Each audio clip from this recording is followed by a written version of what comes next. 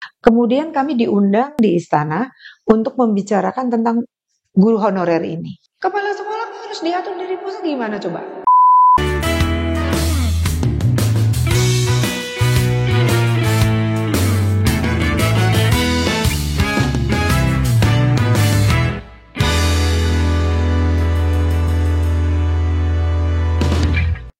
Assalamualaikum warahmatullahi wabarakatuh. Semangat pagi, salam sejahtera untuk kita semua. Salam perspektif. Alhamdulillah pada pagi hari ini saya ketiban durian runtuh. Wah, Kenapa? Karena tamu istimewa kita pada hari ini adalah tokoh nasional, seorang perempuan yang sangat hebat, sangat tegar dan memimpin organisasi guru terbesar di Indonesia. Beliau adalah Profesor Dr. Unifa Rosyidi MPD, Ketua Umum Pengurus Besar Persatuan Guru Republik Indonesia. Apa kabar, Bu? baik Prof, terima kasih untuk kesempatan di perspektifnya Pak Hasnawi Haris, Profesor Dr. Hasnawi Haris. Terima kasih undangannya. Terima kasih sekali lagi, Prof, kedatangannya di channel Hasnawi Haris Perspektif. Sebelum saya masuk ke isu-isu yang kita akan bicarakan, ada satu yang ingin saya sampaikan bahwa beberapa saat yang lalu, Ketua Umum Pengurus Besar Persatuan Guru Republik Indonesia kembali mengukir sejarah baru dalam dunia pendidikan di dunia. Beliau terpilih sebagai salah seorang komite eksekutif dari Education International tingkat global, menyisihkan ratusan calon dari 198 negara. Ini luar biasa sekali. Prof, saya kira kalau kita bicara tentang isu pendidikan, maka PGRI tentu tidak bisa kita lepaskan. Dan tentu saja sudah banyak sekali regulasi, sudah banyak sekali kebijakan di bawah kepemimpinan Prof. Nifa yang dilahirkan selama kepemimpinan sudah periode kedua ini. Salah satu isu yang sangat menarik adalah, dan ini selalu banyak ditunggu oleh teman-teman dan kawan-kawan guru, adalah isu tentang kesejahteraan guru. Ingin saya mendapatkan gambaran dari Prof. Nifa, kira-kira perjuangan yang selama ini sudah dijalani oleh teman-teman di PGRI itu seperti apa dalam rangka meningkatkan kesejahteraan guru? Terima kasih. Makasih ya, ini kesempatan luar biasa dalam perspektif Hasnawi Haris. Beliau seorang profesor dan juga ketua PGRI Provinsi Sulawesi Selatan, dan kita tahu kiprah beliau. Dan saya diajak berbicara soal kesejahteraan guru, ya, perjuangan. Kalau PGRI itu pasti ada 3 pilar yang selalu menjadi concern kita, yaitu tentang kesejahteraan guru, profesionalisme guru, dan perlindungan. Itu udah pasti. Nah, kesejahteraan guru itu isu di nasional juga isu global sebenarnya. Jadi kita tahu bahwa untuk menjadikan dia profesi, ya, secara ilmiah atau apa namanya, itu nggak bisa dilepaskan dari profesionalisme itu dengan kesejahteraan guru. Decent, yang layak, menjadi profesi yang layak itu tentu saja kesejahteraan guru. Nah, Indonesia itu kan sangat luas. Ada begitu ratusan ribu sekolah gitu, memerlukan guru yang banyak. Otomatis mereka harus kita dorong kesejahteraannya. Dan kalau kita berbicara yang paling tidak terlalu disukai adalah karena kalau kesejahteraan guru itu berdampak kepada penyediaan dana APBN yang sangat luar biasa sih. Tetapi kalau kita yakin bahwa Indonesia mau maju itu dengan mensejahteraan guru dan mendorong profesionalisme guru, maka itu harus jadi pilihan. Dan PGRI sejak awal sekali kita sudah mengatakan bahwa tersedianya kesejahteraan guru yang layak dan profesionalisme guru itu 2 hal yang nggak bisa dipisahkan. Perjuangan-perjuangan itu langsung tidak langsung mulai, misalnya komitmen PGRI terhadap apa namanya, dana yang cukup untuk pendidikan. Misalnya kita 3 kali menang di MK soal ini ya, soal 20% anggaran. Iya.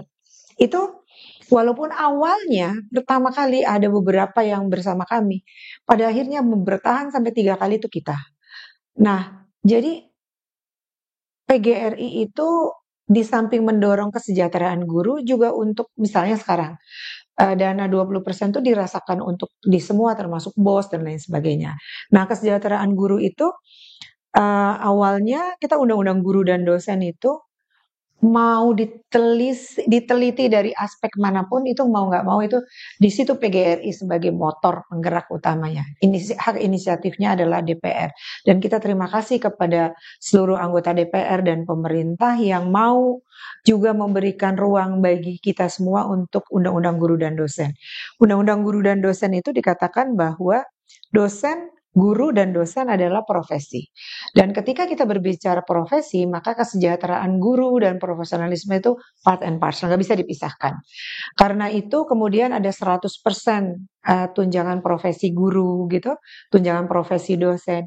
Itu adalah perjuangan PGRI. Itu awal mula yang nggak bisa dan saya juga memberikan apresiasi dengan terus-menerus kita mendorong sekarang ini menurut kabar yang kita terima, kita kan mendesak penyelesaian sertifikasi guru yang masih ada lebih dari 1 juta yang belum disertifikasi.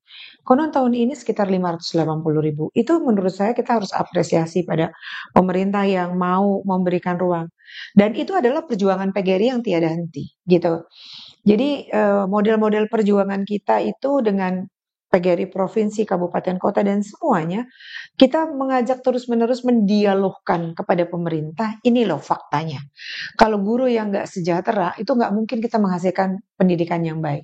Jadi secara regulasi kita telah mengawal tentang undang-undang guru, kita terus-menerus implementasinya sampai penuntasan sertifikasi guru dan honorer dan lain sebagainya adalah isu kesejahteraan guru yang nggak pernah kita akan tinggalkan. Karena itu menurut kami, itu yang paling pasti, adik-adik juga kan ya, dari para mahasiswa yang kuliah di LPTK itu memastikan ada salah satu hal yang paling penting di dalam perjuangan anak-anak kita itu semua, para guru adalah kepastian masa depan mereka. Kepastian masa depan itu artinya kesejahteraan gurunya juga harus terjamin. Jadi conceptually maupun implementasi kita terus berada di depan untuk mengawal tentang kesejahteraan guru. Baik, Prof. Tadi sudah disinggung tentang komitmen dan perjuangan PGRI dan saya selaku Ketua PGRI Provinsi tentu merasakan betul seperti apa perjuangan di bawah kepemimpinan Ibu Ketua Umum. Nah, saya ingin lebih menukik sedikit tadi disinggung tentang guru honorer. Nah, ini kan bagian dari sesungguhnya bagaimana meningkatkan kesejahteraan mereka. Betul. Seperti apa kebijakan terkait dengan keberadaan guru honorer, Prof? Ya, jadi saya mau flashback ya. Jadi dari awal tuh kita paling concern tentang kekurangan guru. Lalu mereka, maksudnya pejabatnya ya. Jadi pejabatnya selalu ngotak-ngatik data. Dia mengatakan guru itu cukup, tapi kurang. Dengan alasan distribusinya. Lalu mereka bikin cut 5 tahun dengan zero growth. Ini kan yang kita hadapi anak-anak kita. Faktanya di lapangan tuh kekurangan guru. Ya. Akhirnya awal-awal tuh kita pula yang meminta, pokoknya ini kita sangat kritikal, kita kurang guru. Jadi ada guru bantu tuh, awal-awal tuh, awal guru bantu. Oke, perjanjian sekian. Terus kita dorong sama-sama mereka diselesaikan menjadi PNS. Dan terakhir Jakarta dan yang tertinggal tuh Jakarta dengan Provinsi Jawa Tengah. Dan saya ingat banget waktu itu Bapak Gubernurnya Pak Jokowi yang sekarang jadi presiden itu kita dialogkan mereka dan tuntas ini ya, dan mereka sudah jadi PNS. Itu jangan lupa loh ya. Mulai dari 500.000, 1 juta sampai PNS itu PGRI ada di dalamnya. Lalu sekian tahun nggak diangkat tuh. Masalah banget, dan guru-guru honorer di sekolah negeri itu nggak bisa diangkat sertifikasi guru dan lain sebagainya, nggak bisa. Jadi kita ingin mengatakan bahwa ada sesuatu yang sangat urgent untuk dipenuhi kebutuhan guru. Waktu itu mau ada rekrutmen, CPNS, tetapi kondisi guru nggak diangkat di dalamnya. Saya lagi di luar negeri tuh. Saya datang, saya menemui Pak Menteri Sekretaris Negara. Saya bilang, Pak, ini nggak bisa dibiarkan. Di situ kemudian, tapi Bu, ini nggak bisa diangkat tanpa ada PP P3K. Ya, nggak mungkin diangkat karena nggak ada payung hukumnya dengan undang-undang ASN yang pada waktu itu Ya, yang sekarang udah ya. kita kawal untuk direvisi. Terus, oke, Pak, please deh Pak, jangan dulu tolong titip pada para guru ini, gitu. Terus Bapak Presiden, saya menghadap ke Bapak Presiden Jokowi menyampaikan ada PPP 3K ya di hari ulang tahun PGRI di Bekasi. Dan kami sangat happy. Tetapi guru pada waktu itu gitu kan mengatakan nggak happy. Tapi bagi saya semua perjuangan sedikit demi sedikit itu harus dirayakan karena ini perjuangan besar Ya. dan kita nggak bisa sekaligus ya. Jadi kita rayakan. Kemudian kami diundang 25 orang di istana untuk membicarakan tentang guru honorer ini. Lalu kami meminta 5 hal. 5 hal itu yang antara lain saya tuh agak lupa ya. Tetapi saya ingat betul bahwa di Undang-Undang ASN pada waktu itu belum direvisi, itu hanya boleh 35 tahun ke bawah. Sementara faktanya guru-guru honor itu udah begitu lama kan. Akhirnya kami mohon Pak, minta 35 tahun ke atas sampai 2 tahun menjelang pensiun. Dan dikabulkan. Ya, melalui implementasi di Menpannya gitu kan. Terus kemudian Pak kalau bisa sekali aja kontraknya sekali aja. Tapi di Undang-Undang AS-nya 5 tahun. Oke, kita itu step demi step. Kemudian kami minta para guru itu siapapun dia, mereka kan pengen juga meningkatkan menjadi beasiswa S2, LPDP dan lain sebagainya. Dan Ya. itu dikabulkan. Ya, kemudian ada 5 hal perkara itu yang saya agak lupa mencatatnya. Semua itu dibicarakan dan diterima. Artinya adalah bahwa dengan model dialog ini pemerintah mau mendengar. Aku ingat banget Pak Presiden Jokowi, ada Pak siapa tuh namanya Pak Muhajir, ada dari Menpan Pak Wakilnya lagi ke Brazil waktu itu dan ada beberapa. Dan itu disepakati. Dan itu menjadi di situ kan mereka nggak dapat pensiun tuh. Nah, saya bilang, udah deh jangan marah. Kita terima dulu. Dan terus Pak tesnya nggak usah sulit-sulit dong Pak, kasihan yang udah tua itu kan pegang mouse aja tuh nggak bisa. Iya ini real, iya kan? Jadi karena saya sayang juga sama anak-anak muda itu supaya didorong. Tapi kan ini harus diselesaikan dulu ya kan, supaya didorong gitu. Terus oke, tesnya itu waktu itu ada tes kepribadian, ada tes ini, ada tes itu. Oke. Termasuk yang sertifikasi guru. Ya. Udah nih dapat nih. Saya minta satu lagi, Pak. Itu sekolah swasta jangan ditinggal. Ya. Pendidikan swasta itu jangan ditinggal. Pertama, waktu Indonesia merdeka, itu mereka yang pertama kali menyatakan bahwa untuk mendidik anak bangsa itu mereka. Jadi jangan ditinggal. Oh iya Bu. Terus direkrut. Masalahnya kemudian ada berbagai persoalan lain tuh soal yang lain. Tapi ini satu dulu. Dah. Saya di daerah-daerah itu dipersoalkan, Ibu kita nggak dapat pensiun nih guys.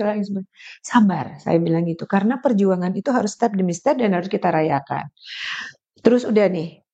Nah pada waktu terakhir bersama berbagai komponen lainnya ya, kita nggak mau klaim sendiri dan saya berterima kasih kepada Komisi 10, DPR, RI, DPRD semuanya memperjuangkan revisi Undang-Undang ASN. Dapat revisi, dapat pensiun, ya kan? Dan ada 1 juta guru yang akan diangkat. Bahwa implementasinya itu beragam macam persoalan di daerah, ya kita harus sabar dan kita harus bicarakan terus di masing-masing daerah. Tapi bahwa prinsip 1 juta akan diangkat itu menurut saya sebuah lompatan luar biasa dari dari negara kita, dan itu diapresiasi dunia. Karena kalau Bapak adik-adik semua nih yang kita lihat bahwa di dunia itu ada 44 juta loh kekurangan guru. Dan 1 juta diantaranya adalah keputusan yang sangat strategik dan itu PGRI di depan. Nah, itulah yang ingin kita sampaikan dan kami selalu mengatakan begini, beri ruang dong anak-anak muda untuk menjadi guru, anak-anak terbaik. Tapi pastikan bahwa mereka sejahtera. Dan itu adalah perjuangan kami yang tidak akan pernah putus untuk mengawal anak-anak itu. Dan ini yang kemudian diberi perhatian oleh dunia juga. Mungkin salah satu pertimbangan mengapa ketika saya diwawancara dan lain sebagainya di dalam pemilihan komite internasional itu adalah bagaimana PGRI secara konsisten memperjuangkan kesejahteraan dan profesionalisme guru. Dan juga sebenarnya nggak bisa dilepaskan dengan dosen. Karena itu kita mengatakannya sebagai educators, ya, guru, dosen itu dan tenaga kependidikan semuanya. Bahkan pengawas sekolah zaman dulu itu pensiunnya tuh 58 tahun. Kita bergerak di depan, ada persoalan di daerah Jawa Tengah dan yang kita menangkan menjadi kembali 60. Itu artinya bahwa kami itu akan selalu konsisten memperjuangkan kawan-kawan honorer dan lain sebagainya. Banyak sekali yang faksi-faksinya sekarang ini. Tapi bagi kami mereka adalah anak-anak kami. Jadi kami akan terus berjuang untuk semua, baik yang guru yang sudah jadi honorer maupun anak-anak muda.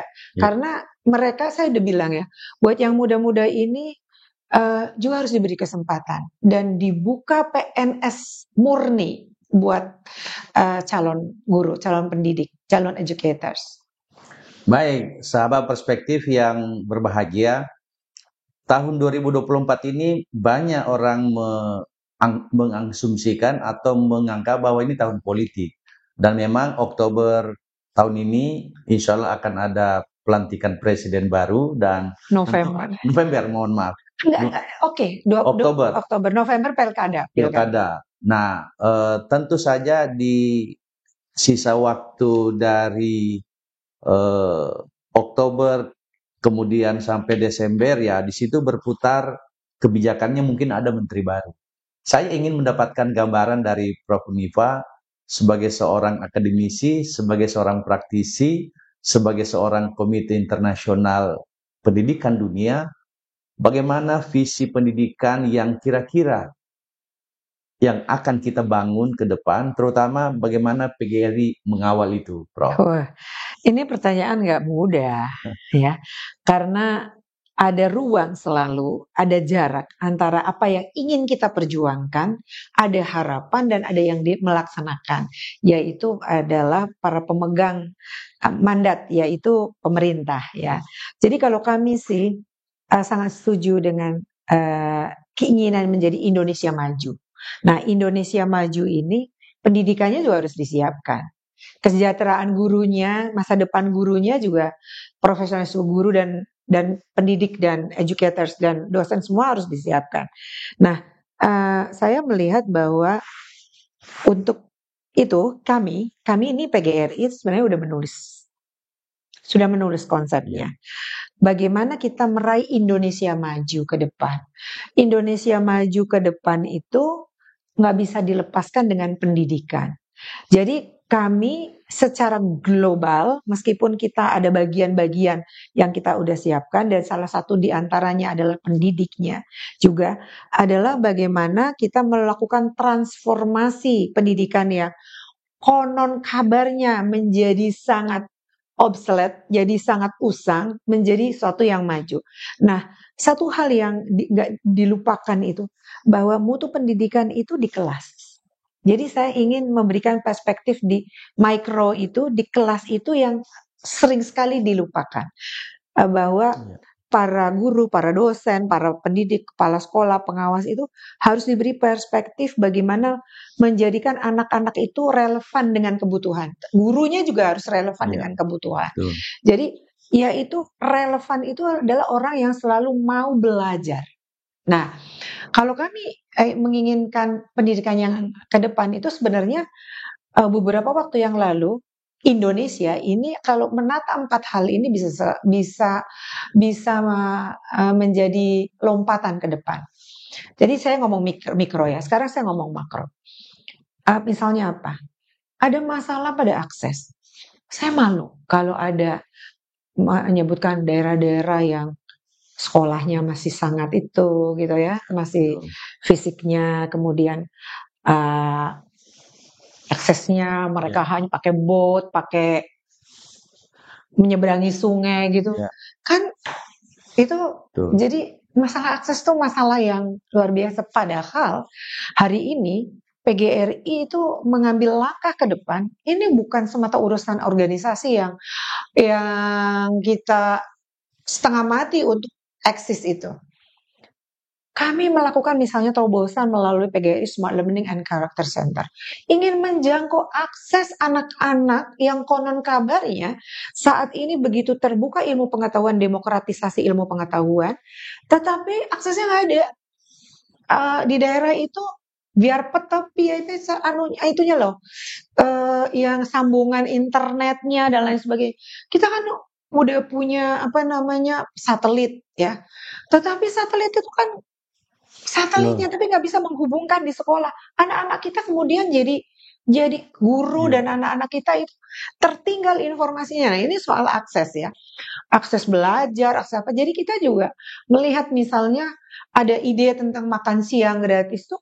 Jangan lihat Indonesia, kayak saya pernah ke Jepang kemana-mana itu untuk pengen tahu yang namanya makan siang gratis itu buat anak-anak. Itu ya di daerah-daerah itu memang butuh banget. Jangan lihat misalnya di Jepang, enggak semua ya, tetapi di daerah-daerah tertentu dengan berbicara dengan orang tuanya, dengan apa, itu perlu karena kan ada anak-anak yang begini aja gitu, belum sarapan, bajunya enggak itu. Coba lihat di kita itu kan perlu disupport karena perlu ada itu misalnya ya, walaupun kita enggak mengendorse penuhnya, tetapi kita melihat bahwa ini sesuatu yang sangat penting untuk dalam rangka dia siap untuk belajar. Nah, akses, kesiapan anak-anak gitu. Terus quality. Ya, ini kan sesuatu yang berbeda dengan akses, tapi ini saya nggak alergi sama penggerak, sama sekali nggak. Silahkan aja, dan saya mendorong buat guru-guru yang terus belajar. Tapi yang saya mau kritik adalah apakah itu hanya untuk sekelompok orang? Indonesia kan luas, betul nggak? Betul. Jadi beri dong kesempatan untuk semua untuk berkembang. Kalau mereka ada tes, ada klasifikasi, it's okay. Tapi kesempatannya semua, jangan diklasifikasikan pada orang eksklusif pada kelompok tertentu, kelompok lainnya tidak. Nah itu aku jadi gimana? Dan ada berikutnya lagi Indonesia yang kata si ahli manajemen itu, yang membedakan negara maju dan itu soal governance. Tentu kita percaya banget. Di PGRI juga saya merasakan sekali governance itu isu yang sangat penting. Jadi tata kelola yang baik, termasuk misalnya desentralisasi pendidikan. Di satu sisi diserahkan, di sisi lain dipegang. Kepala sekolah harus diatur dari pusat, gimana coba? Standarnya ditentukan, oke. Tetapi itu, nah satu lagi nih, governance ya, itu governance itu menjadi sangat penting ya. Dan itu tadi yang 4 hal itu. Bagaimana sebenarnya anak-anak kita disiapkan untuk relevansi ya, dengan kebutuhan. Artinya mungkin nggak menarik lagi PNS dan lain, tapi mereka bisa hidup di mana saja dengan mengembangkan talentanya masing-masing. Nah itu menurut saya belum serius diperhatikan. Jadi kalau itu soal globalnya dan soal lokal, soal mikronya itu harus mendorong di kelas itu diperbaiki. Mindset, cara belajar, transformasi. Itu kira-kira Prof, belum panjang lebar ya. Luar biasa ini pandangan Bu Ketua Umum PB PGRI, dan sebelum kita mengakhiri di channel Hasnawi Haris Perspektif, saya ingin memberi kesempatan kepada Ibu Ketua Umum PGRI memberikan motivasi kepada teman-teman guru di seluruh Indonesia. Bagaimana politik tadi ditanya nggak sih? Iya, tahun politik yang tadi pergantian menteri itu udah cukup. Oh, udah cukup. Oke. Tentang motivasi kepada teman-teman guru bagaimana menjalankan tugasnya dengan baik. Ya, Iya, Prof. oke. Buat teman-teman guru dan juga calon guru ya, buat semuanya, menjadi guru itu pilihan. Dan tidak semua orang tertarik untuk menjadi guru. Karena kalau ingin kaya tidak menjadi guru. Tapi menjadi guru itu adalah tugas mulia. Dan saya merasakan keindahannya bergaul dengan teman-teman guru ini. Karena di tangannya teman-teman guru ini masa depan bangsa dipertaruhkan. Karena itu para guru, calon guru semua, para dosen, nggak boleh berhenti belajar, nggak boleh berhenti melakukan transformasi diri, ya. Saya melihat Profesor Hasnawi begini, ini adalah model pembelajaran cara yang paling terkini untuk teman-teman stay relevan kalau kata Pak Renal, atau yang relate dengan kebutuhan. Jadi ayo terus belajar, kita manfaatkan apa yang ada di sekitar kita untuk juga belajar dan meningkatkan diri, dan PGRI akan selalu membuka ruang buat anak-anak kami semuanya untuk saling belajar dan saling berbagi, karena hanya dengan cara itu kita tanggung jawab kepada masa depan dan insya Allah Indonesia akan maju. Baik, sahabat perspektif yang saya hormati, saya kira perbincangan kita sesungguhnya ini sangat menarik. Dan karena kebetulan Ibu Ketua Umum ini akan ke bandara, Yes. ya kita harus stop. Dan menurut saya 4 poin penting yang kita bicarakan hari ini adalah bagian dari komitmen, bagian dari dedikasi PGRI terhadap pendidikan di Indonesia. Dan alhamdulillah secara pribadi sebagai seorang akademisi, sebagai seorang anak buah dari Ibu Ketua Umum, ini tamu istimewa dan mudah-mudahan ini kembali lagi menginspirasi guru Indonesia. Wassalamualaikum warahmatullahi wabarakatuh. Waalaikumsalam Salam warahmatullahi perspektif. wabarakatuh. Salam perspektif.